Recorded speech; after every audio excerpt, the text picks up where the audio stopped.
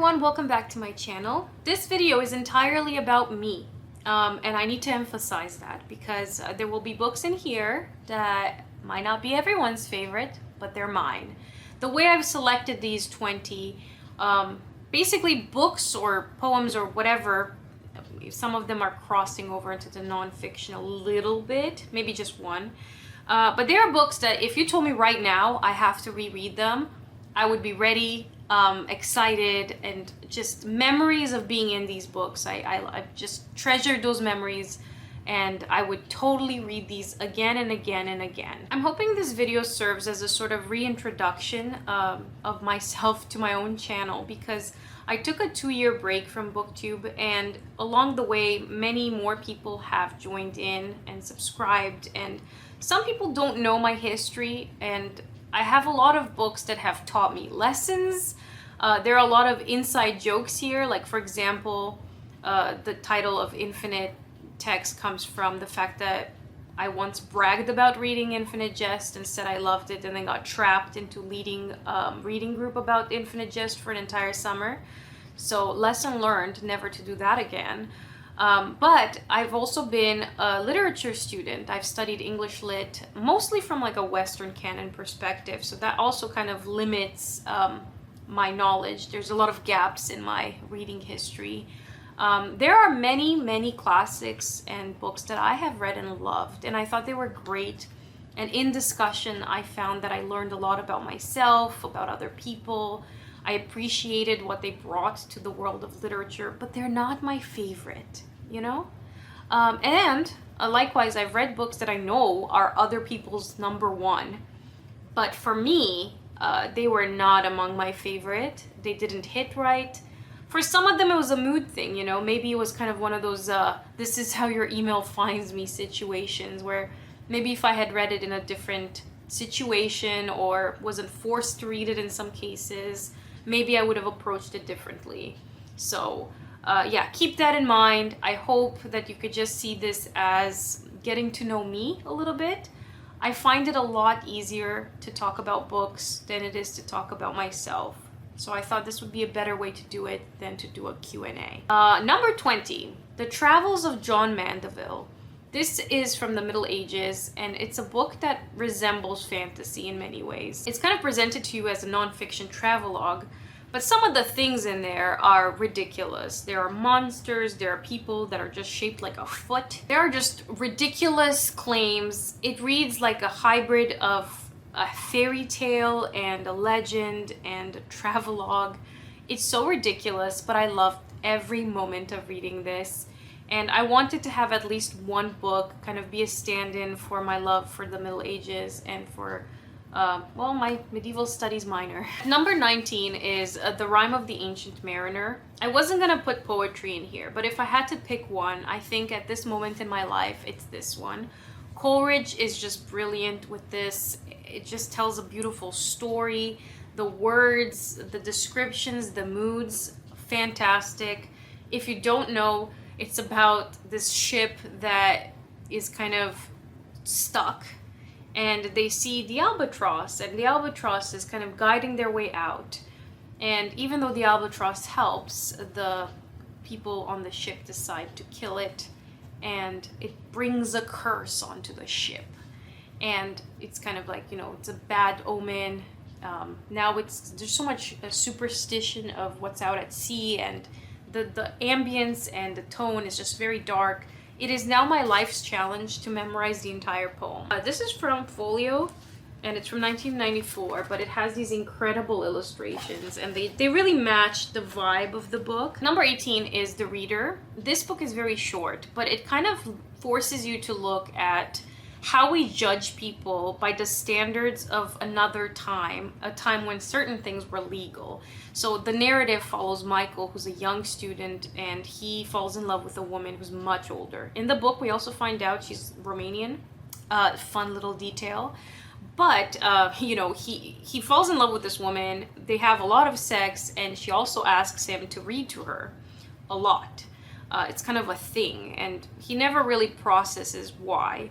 But then one day she just vanishes. Later on in his life, he's a lawyer and discovers that in a practice trial, they come across Hannah, who is one of the defendants, and she is on trial for having been a Nazi during the concentration camp times. And she was a pretty big, influential person there and did a lot of bad things.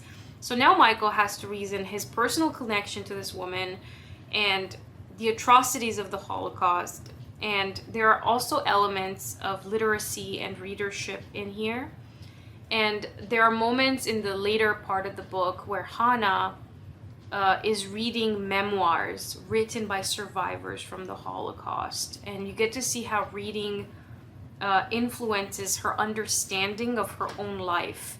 It's like a hybrid of growth and empathy and just learning in general. There's just so much to this book. I think this is like one of those things that you have to bring to a philosophy or law course, but also it's good for a reading club because there's a lot to unpack in here. At number 17 is Jamaica Inn by Daphne du Maurier.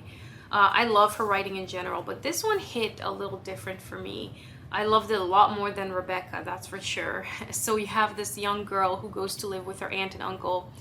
Those two have a weird dynamic. Her uncle's very like dark and mysterious and kind of violent, and they live on a moor, kind of very Withering Heights style.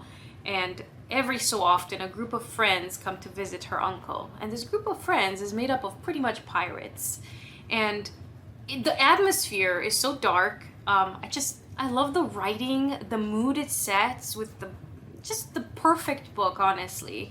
And Jamaica Inn is a real place you can visit right now, so it's one of my bucket list places in the world that I'd like to visit sometime because it's an actual inn. But yeah, the moors, the ocean, the people and their attitudes, and just totally different kinds of people than I would normally meet. Loved it. Loved. Number 16, we have all of Sherlock Holmes. I mean, there are some stories that I didn't love, but Sherlock Holmes has a special place in my heart. I read all of the stories in high school. I got these 2 little volumes. They kind of look like this. I love the idea of this man who's obsessed with chemistry and knows just the right thing that fits in at the right time. But when you think of Sherlock Holmes in the context of like human history, the fact that Doyle was a doctor, but you know, the idea of forensic science, of asking more questions before you imprison somebody, of actually trying to sort out the facts of a crime, the fact that that in itself was not a thing before these books, kind of tells you a lot of how much has changed since. Like, it's so unique in its place in history. And of course, in literature, it started the whole detective genre, which is a wonderful genre. And yeah, I just love it. But also the character. Like, come on, Sherlock Holmes is one of the most iconic people. And Watson, too. Because Watson is the one telling us the story. He's describing what he sees. What he draws our eye to, what he notices is equally important to what Sherlock does. And I think their friendship and their brotherly love in some way, or a working relationship, is just perfect. I don't know. It just hits the right chord with me. I love it. I will read any Sherlock any day. At number 15 is The Necronomicon and Eldritch Tales by H.P. Lovecraft. In my second year of undergrad, my best friend and roommate, who was strangely a lot like Phoebe Buffay from Friends, we bonded over our love for Daniel Carms and Sylvia Plath. And then she dropped the Necronomicon on my desk and said, "You have to read this." And I binge read it, and I did not go swimming that summer. I didn't know we were allowed to write things like this. I didn't know that you could just envision a city that's sort of similar to yours, but just a little off. And finding out the time period that this was written in and how ahead of its time it was in terms of horror and fantasy is extraordinary. But also, all of the stories work together, and they were published in different places, in different times, in different magazines, right? So Weird Tales, Astounding, and other science fiction magazines. But some of the places mentioned, like Miskatonic University or Innsmouth, my personal favorite place. Artifacts like the Necronomicon, book that makes you go mad if you're near it. All of these things are dropped in different stories, so it's almost like it's a real place. It's an alternate universe to New England where things are more Del Toro meets Edgar Allan Poe, which ultimately is Lovecraft, right? And you have all these monsters and gods and ancient civilizations. Wow, like my mind was blown, and it opened the gates for my understanding of weird fiction, and I wouldn't stop thinking about it. And I just recently came into this newfound love and renaissance of discovering weird tales and reading other people. I unfortunately found out that Lovecraft was not the greatest person and had some pretty awful opinions of other people. I'm not gonna get into that, but I didn't know any of that at the time, so I just kind of went full in reading the Necronomicon. Since then, I've seen a lot of people, like writer Victor Laval, for example, who, they discuss their complex relationship to being a mixed-race author and also loving H.P. Lovecraft. So I've been kind of noticing that he's one of those figures that is both controversial, but at the same time, a lot of people just kind of say, hey, like, let's appreciate what it did for fantasy and horror and leave it at that. My personal favorite story of his is The Outsider, because it's a state of mind. And I see Lovecraft as like the darker Albert Camus, right? You have the darkness and the isolation and a very weird existentialist sort of horror, but he kind of leans into the monstrous and the unknown in a way that Camus tries to philosophize in the positive. Which brings me to my actual favorite writer of weird fiction, William Hope Hodgson. So he is my guy. And I have a person in the comments section to thank, because he introduced me to this book in particular like 8 years ago. And ever since, I have officially read most of Hodgson's work. I think I have a few short stories left, but that's it. I'm done. I read The Nightland, The House on the Borderland. The Ghost Pirates, though, is my favorite, and it works really well with that trilogy, which is not really a trilogy. I'll link a few videos down below where I talk about Hodgson. I will make a full-on video kind of discussing him as like a spotlight. But The Ghost Pirates was just extra special because, it was out at sea. It has all the creepy vibes. Hodgson came before Lovecraft, and he inspired Lovecraft. And, to give all credit to Lovecraft, I refuse. Hodgson was the guy, and Hodgson is just such an awesome person and an incredible writer. So, Ghost Pirates. At number 13 is Captain Blood by Raphael Sabatini. This has a few sequels, and there are other stories like it by Sabatini himself, but Captain Blood is the best historical fiction about pirates in every way. I think it really captures the way that people were radicalized to become pirates in the first place, where they might not necessarily wake up one morning and be like, I feel like pillaging and stealing, right? Most of the people were good people who were either in a profession or out at sea, and then got radicalized and pushed to their limit and extremes, where they became pirates. And as I've mentioned many times on this channel, the real historical pirates were one of the first group of people to actually have democracy. They had health insurance in a way too, right? And people of color on their ship were also considered equals, which is way ahead of its time in the Western world. And to really take a moment and appreciate all that about pirates, Raphael Sabatini wrote one of the best historical fictions here, because we have Peter Blood, who's a doctor, and he cures somebody from the opposing team, his country's at war. He puts his Hippocratic oath first, where he says, I will heal before all else, and I don't care about the politics. And then he gets put on trial. And of course this radicalizes him, and he becomes a pirate, and a good one at that. And then you get to see a lot of the things on the ship and out at sea and adventure. It's just one of the best novels ever. I'm gonna reread it soon. I'm gonna say this a lot in this video because all of these are my favorite books. So number 12, Anna Karenina by Tolstoy. Now, earlier you saw that War and Peace is not among my favorites, but Anna Karenina is absolutely one of my all-time favorites. I think Tolstoy was one of the best in writing feminism in a way that was palatable and people could understand it. And it was so important that feminism came out of the voice of an influential figure. And what he does with Anna Karenina is he shows you a story where, whether you like it or not, you kind of become a feminist on the way if you weren't one already. This was also, for me, in my personal history, the first book that turned me into a reader. I went to visit my grandparents in Romania and I wanted to bring with me something to do. And I brought Anna Karenina and I spent the entire summer just reading this one book. I was devastated, I cried, and I respected so many things about it. It's so layered. You have the upper class, which is the main story that we're following, where Anna Karenina, who's a wife and mother, is kind of seduced by this younger man, but she does not give in for a really long time. And then there's her brother, who is kind of this social glue. He is connected to the lower classes, and he has all these parties where people mingle, and you have this upper class, lower class interaction, but at the same time, whenever there's a miscommunication, he just throws a party. So then people come back together and resolve some of their issues along the way.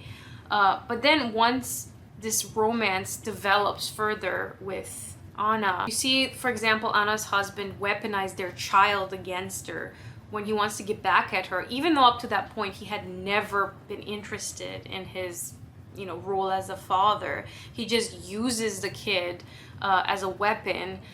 You also get to see how Anna's brother is forgiven for something very similar in pretty much the first page. And Anna is punished by society. Her own lover becomes, reintegrated back in society many times, but she is absolutely punished at every step of the way. Well, the book is 1,000 pages long. There's a lot to get into. But anyway, that's Anna Karenina. Coming in at number 11 is Treasure Island. I've reviewed this recently on my channel upon revisitation due to getting a newly illustrated book. I think about Treasure Island like 3 times a day. It's such a great story. I know it's responsible for a lot of the stereotypes we have about pirates, and it inspired me to do so many things in my life. It inspired a lot of mainstream, newer releases of films and TV shows and other pirate books. But I think it just sparked this very amazing kind of adventure stories for kids, and it's like an early children's literature, really. Children's literature didn't pick up until kind of the Edwardian period, so this is like late Victorian. I don't know, it's so amazing. Got Jim Hawkins, Long John Silver, and memories of a time on a ship with Captain Flint where they had to hide a treasure, and now they're going to retrieve it. You also have the idea of having a map to something mysterious and unknown. I'll just link my review somewhere if you want more from me on Treasure Island. At number 10 is Peter Pan. Now, Peter Pan is the essence of who I think I am in my heart and in my head. I have the first line of Peter Pan tattooed on my back. It was an impulsive decision when I was 18, but I don't regret it.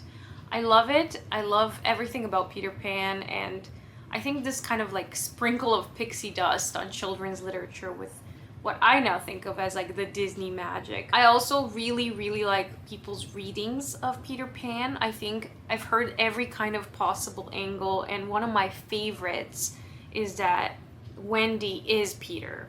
So she is dealing with her, being forced to grow up in this imaginary land, Neverland, in her head, and she is Peter. And this translates even better when you consider that during the play performance, the father, or the actor playing the father on stage, would often end up playing Captain Hook, because those two characters never meet.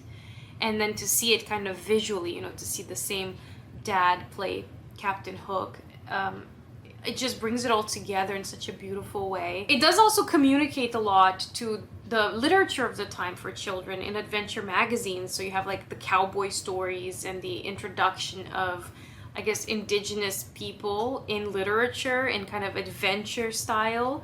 And then you had pirates, and then you had fairies. And to bring them all together in some way and kind of say like, this is child's play, or child adventure literature. It's almost like someone kind of parodying the recent, love for fairy smut and vampire romance or something like that, where it's something that's been redone in mainstream so much, but then you collect it all and say like child's play. Coming in at number 9 is Moby Dick by Herman Melville. I think this is an extraordinary classic. You have adventure out at sea, the whale that got away, a lot of fraternity on the ship, life out at sea again. I've read nonfiction works about the natural history of Moby Dick, which I found really complemented my understanding of it. And the fact that it wasn't really a classic in its own time, that people didn't read it. It got retrieved in the 20th century by an academic, and he pulled it out of obscurity and brought it forward. And then somewhere in the mid 20th century, like not that long ago, it became a classic. So I'm trying to think, maybe now there are so many other classics that are in obscurity that we can just retrieve someday, and then they might be on the top 100 list. Number 8, now we're getting close to the top. 20,000 Leagues Under the Sea. This was my all-time favorite novel for a really long time. Captain Nemo haunted my dreams. I wanted to hang out with him on the Nautilus so much. Jules Verne writes adventure and science and discovery and exploration in such a beautiful way, but he also did kind of the prototype of early science fiction, especially with 20,000 Leagues. The idea of a submarine wasn't a thing, and he created that. He brought a lot of ideas forward and a lot of potential scientific discoveries, which later became our reality. But 20,000 Leagues is just such a great adventure. You get taken on a ship and then under the sea, and then you have this incredible narrative where you discover animals, you have this beautiful funeral underwater, and this mysterious figure that is Captain Nemo.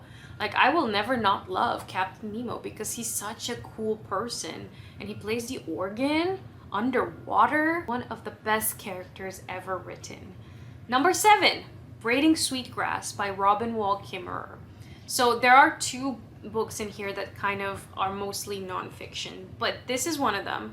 And the reason I'm putting this so high up is because it just, first of all, beautiful writing in general, but it's nature writing, and I love nature writing, but this is the best nature writing that I've ever seen.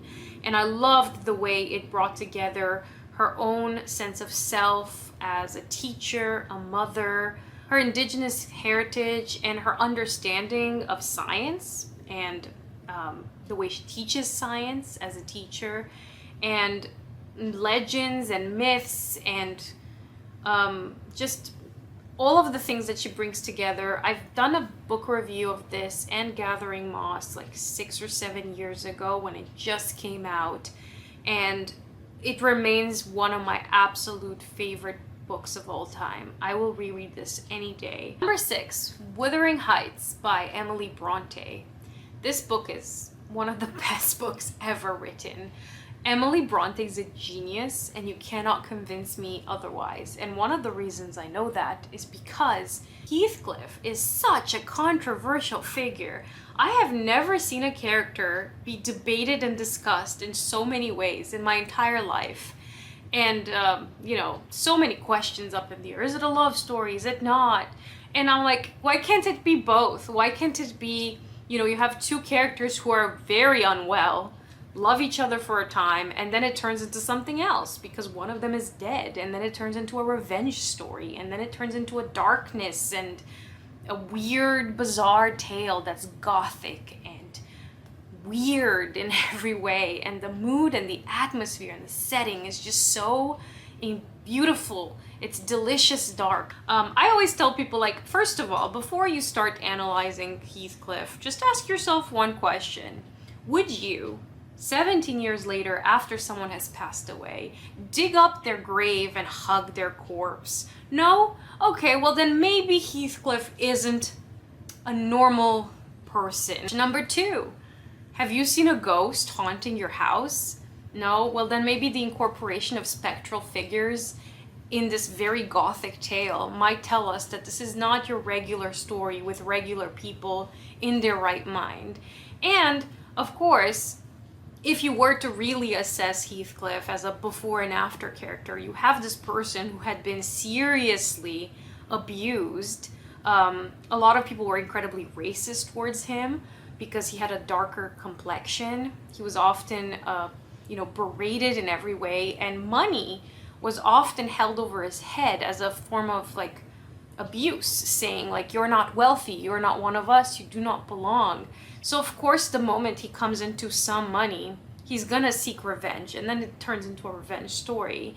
But the other thing is that just because he's not mentally well does not mean that he didn't have the ability to love, whether it was in his own way. It wasn't like he wanted Kathy by himself and she was just not interested the whole time, because we have many quotations in here where Kathy says how much she loved him. There are some lines in here where, like, you have to ask yourself, would I say this about my brother or my friend? Because the answer is probably not. So there are many hints and clues throughout that tells you that Kathy absolutely loved Heathcliff too.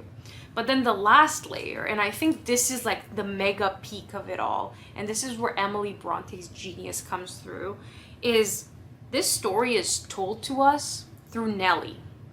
And Nellie could be a liar. There might be big differences in Heathcliff's character before we know him now, and him acting in a very mean way now. And all of those differences could be in the way that Nellie observed him growing up and what she tells us about him and Kathy. So it's like this storyteller narrator component is almost like a filter or a wall. And her, like Nellie, could be the problem in this entire novel for all we know. And I think because you have that filter, you can just think, oh, well, maybe it's all made up. Communications, I don't know, I just find it so fascinating. I think there's so many components of Withering Heights that you could discuss.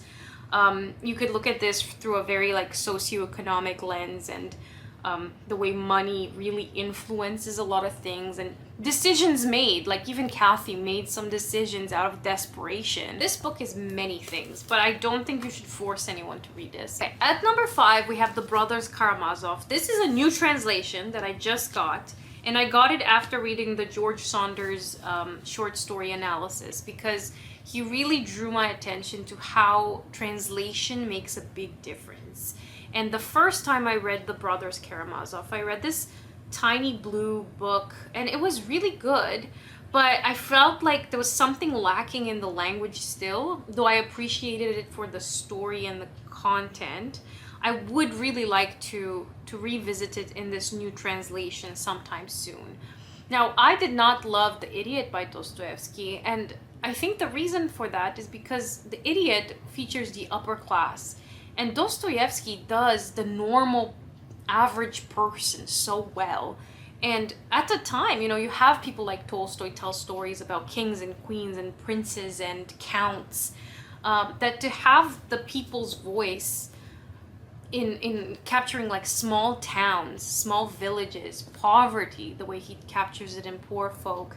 But in this novel in particular, you have the dynamics of a small village and a small family, and the tensions between people, and drinking, and you have the different style of sons, where one's an intellectual and one is a spiritual person, and he comes from a monastery.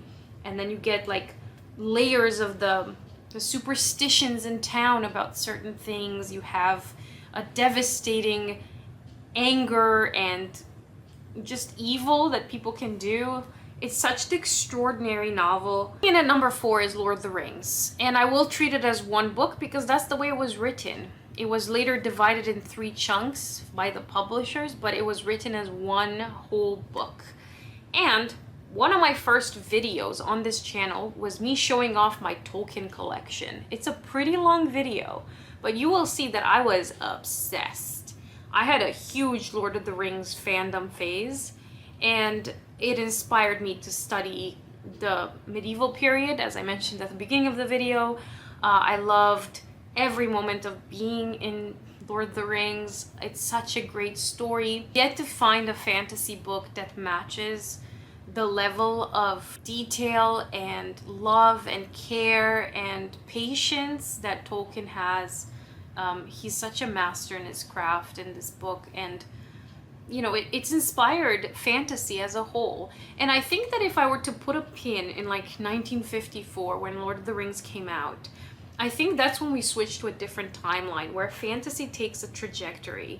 And it shows in our mainstream fantasy now, where you have a lot of medieval influence, whether it's very Tolkien based or even stuff like Harry Potter or children's literature. It all just kind of pulls from this Tolkien timeline. And I think right now in my life, I'm going back in a pre-Tolkien era and appreciating people like Robert E. Howard and the Weird Tales writers who were doing fantasy and science fiction a very different way in a pre-Tolkien world. I think that's where I'm at mentally right now. And I might go back and I might revisit, but Lord of the Rings was just such a big influence in my life and in the way that I read things and studied things and things that interested me. So yeah, it was definitely a life-altering kind of book. Coming in at number 3 is Walden by Henry David Thoreau. I visited Walden Pond. It was one of the best trips of my life. I love this book. I think about it every single morning. Every time I get a little stressed, I think I should get a cabin in the woods. But what I loved about this is that Thoreau did it as an experiment. He wanted to do a controlled experiment of saying, what would it be like to be by myself and not influenced by other people and just stay in the zone and live my life and just fully immerse myself in it and be one with the land and try to connect with, you know, the seasons and eat the food that is in season and do all of the things. And sometimes I really try to process the fact that when I'm without internet, my life changes. And the other week we had a power failure and I couldn't even make coffee. And I found myself so stuck because I couldn't have my morning coffee. And Thoreau was already living in that time period and still felt the need to remove himself from other people, from his family, from his friends. And Walden Pond is not that far from the town. So we went to Concord, Massachusetts. It's a very small town, even to this day. The cemetery is lovely, and in it is Hawthorne, Emerson, Louisa May Alcott, and Henry David Thoreau. And they all kind of lived around the same area, so you could go to a lot of writers' houses. I would highly recommend you visit Concord.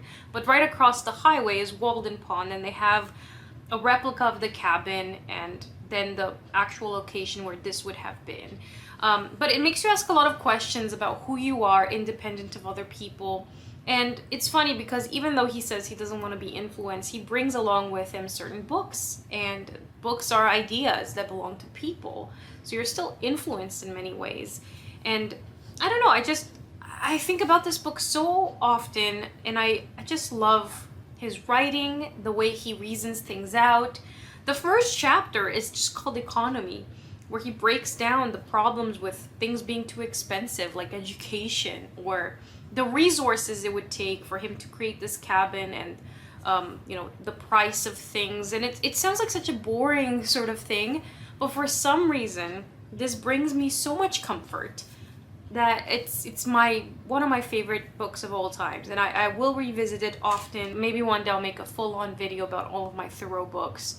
But yeah, definitely among my absolute favorites. I mean, it's in the top 3. I'm just now realizing, because I see the book but I don't see it on the list, I must have messed up somewhere on this, but the Hans Christian Andersen fairy tales is also among my favorites. And I do love fairy tales in general, but if I had to pick a favorite, it's definitely Hans Christian Andersen.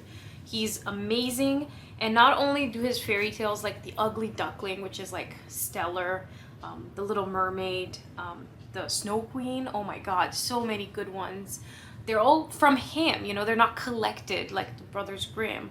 But he also has adult fairy tales, and they are so dark. There's one called The Shadow, or A Mother's Tale. They are devastating. They will wreck you. And he's such a big part of my childhood and of my life, and I just love his writing.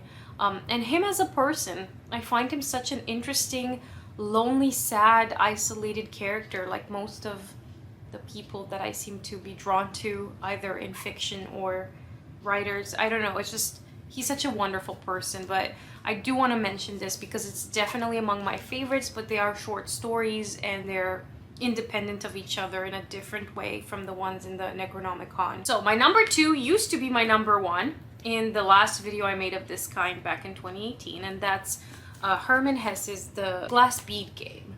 Hess won the Nobel Prize in Literature, and this was one of his last novels. I don't remember if he wrote it just before he won the Nobel or right after. Literary, philosophical kind of fiction that's also science fiction, and it interacts a lot with Eastern philosophy, particularly Buddhism. So we have this place high up in the mountains called Castilia, kind of like Hogwarts, but it's a school where the elite students go to. They know math, they know science, they know everything under the sun. They're stellar, like top-notch students. But a big component of the education is spirituality, and this takes a big priority at that school. And we have this main character named Joseph, who at the beginning is kind of adversarial with this other student there in a very Harry versus Draco way. And then somewhere along the way they sort of split, where Joseph stays in this monastic community and the other person goes out into the world and lives his life and does things. And then they kind of come together in the book, and you see this long drawn conversation between them, and they contemplate about things worth doing, what makes life worth living, what are things that are absolutely essential to the human experience. It really makes you think. There's also poetry in here in some ways. It is science fiction in that it's set in the future somehow, but to me it reads almost historical, even though it's set in the future. Obviously a downside is that there are no women at this school. I would have really liked to see that interaction. But then in the last third of the book, Joseph takes a very strange path that's very unlike him up to that point. There's so much to talk about. I wish more people read this because I'd like to hear other people's opinions on this book. If you do pick this up, please push through the first chapter. The first chapter tries to set the glass bead game, which is this higher level thinking game that's part of the education system. And it kind of excludes a lot of readers. I had to start this book like 3 times because of that first chapter. Because, I don't know, there's something about it that's so dry in a way that you don't really get what you're reading.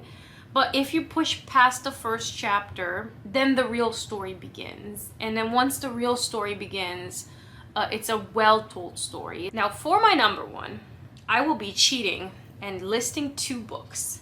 But they're both written by the same author. And he remains to be my favorite author of all time at the moment. And this is Icelandic author Haldor Laxness, who wrote Independent People, a book I don't have on me because I've been lending it out. I had 2 different copies and I lent them both out and I haven't gotten them back. I'm gonna have to get another one. And World Light. Now, Haldor Laxness does something in his writing. I know it's technically cheating because it's 2 books at number 1, but hear me out because they're both very similar and it's the same author, so I feel like I can get away with it. And it's my channel. Haldor Laxness writes literary fiction. He's the only Nobel laureate of Iceland in literature. His works do this thing where they're literary, they engage with the human condition, you follow this character, often one person, but then there are layers. There is always an element of the poetry. You get the Icelandic sagas, the Vikings, the voices of the past in a very raw way, layered with the newer influence of Christianity.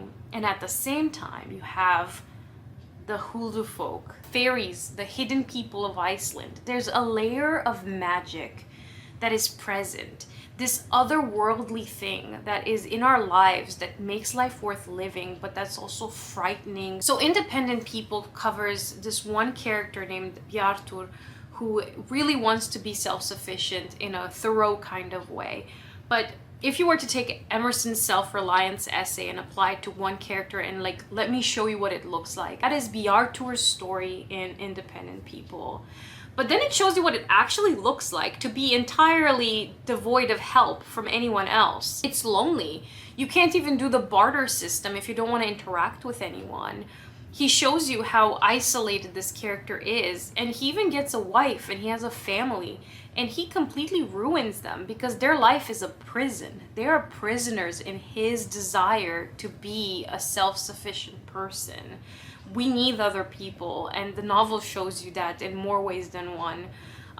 And the other thing I love about Bjartur, he is a poet in the most like raw way. He recites the sagas. He's very familiar with superstitions and legends, and at the same time you have, you know, society being a more like Christian environment, and those two are always clashing in his novels. And this one, Worldlight, remains probably my favorite. I think I like this just slightly more than Independent People. But you have this sort of sickly boy who believes in his heart that he is meant to be the greatest poet of all times. And as he is sickly, you see him interacting with more and more people who introduce him to fairy tales and stories and literature. And he has it in his heart that he is meant for greatness.